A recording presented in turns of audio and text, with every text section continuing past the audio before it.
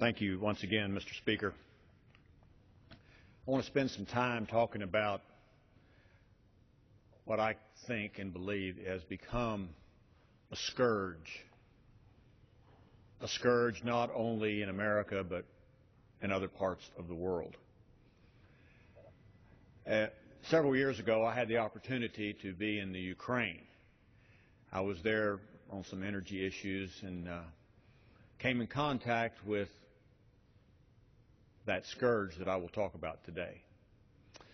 The Ukraine, because of its location, because of its former Soviet connections, and because of its high poverty, that a lot of countries do. And that's on human trafficking. I'm not talking about people going from one country to another legally or even illegally. I'm talking about people being trafficked to other locations for sex slavery. And the Ukraine is just one of many countries where this seems to be occurring. And the scenario, one scenario is young women looking for jobs. People from foreign countries come to the Ukraine, promise them a job in another country, that they will be paid a lot of money if they will go to this country and work doing whatever. They buy into that. They go to that other country, and they are forced into sex slavery. And there they are in a situation that it's awful. Many of them never get out of it. Some of them, the only way they get out of it is to get someone else convinced to replace them in this scourge. And the Ukraine is not the only country. It's not even one of the primary countries. But it's just one. And so I learned about that, and I learned about the situation and what they were doing in the country of Ukraine and trying to educate young girls about this issue and how this was a trap that they could get themselves involved in. Recently, I had the chance to be in Central America for several reasons. One, about terrorism, narcotic trafficking, drugs, etc. But also came upon a situation in Central America and the nation of Costa Rica that's a little different, but not really that different than what's taken place in Europe and North Africa. And that is the plight of sex slavery, sex trafficking. In all of Costa Rica, there is one shelter for minor sex trafficking victims. It is called Salvando Corazones. If my Spanish is correct or my English is correct, that means saving hearts. It's run by an American lady who went down to Costa Rica for other purposes and found this problem and just decided to stay. Maria is doing, I think, a tremendous job saving hearts.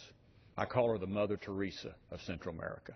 Her story is unbelievable, what she is doing to rescue girls, young girls, out of this sex slavery, sex trafficking that is taking place domestically in Costa Rica.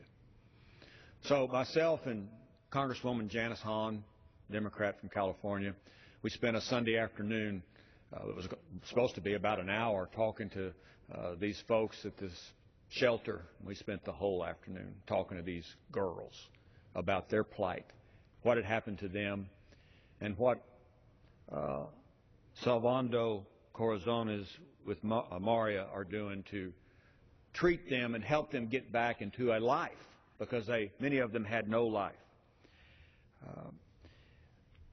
Let me explain it further. Prostitution in Costa Rica is legal for adults. Minor prostitution is illegal, but prostitution generally is a legal situation. And they attract a lot of foreigners to that country for a lot of reasons, but this is one reason for sex tourism. People from other countries, people in Costa Rica, take advantage of the legal prostitution system. That's a debate for Americans to have all the time, apparently. But What occurs is, once that phenomena starts, it's an easy move for a pimp to sell a child into prostitution, even though they're working with legal prostitution, which is also sometimes sex slavery. It's easy to move into that using children. It's my understanding, and I asked as many people as I could, the people in the government, the people at the shelter, tell me who these foreigners are that come to this nation for sex tourism. And they all really just told me the same thing. It's Americans. Primarily Americans, Europeans, and other countries as well, for the legal prostitution. But then you have these young girls that get caught in this system that are sold into trafficking by everybody that comes in contact with them. Sometimes it's their own family members. And so this shelter, run by Maria, tries to rescue these little girls, young girls, and salvage their lives, and as the saying goes, save their hearts. Have a lot of examples. Time doesn't permit for me to only go an hour. As you know, Mr. Speaker, we can't have filibusters in the House of Representatives. But during this hour, I just want to mention some of the situations and try to focus on how sex trafficking, human trafficking of children affects Americans, and what maybe some things that we need to be aware of. And I've changed all the names of these girls because I respect their privacy. But Abigail was born in Miami. Her father was a Costa Rican. Her mother was from New York. At the age of five, Mr. Speaker, her father began sexually assaulting her. At 8, she had her first injection of heroin to keep her quiet during sex. She was removed from public school and kept out of school because teachers were getting suspicious. Then at the age of 11, she was sent by her father to Costa Rica so he could have her shared with other people, generally the family members. She got pregnant twice, and she decided that if all she was good for was sex, and the people who really loved her, treated her this way, that she might as well turn into prostitution. And so she did. She started when she was 11. She was eventually found at a bus stop, apparently strung out on drugs, barely hanging on to life. She was rescued by this organization and treated with the dignity that she deserved, and the process now is a success story.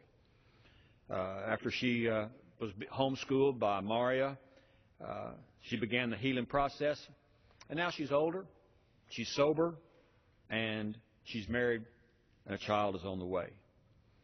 That's a success story of someone that was put in international sex trafficking. Diana, at the age of 5, another 5-year-old, was sold by her mother for a cell phone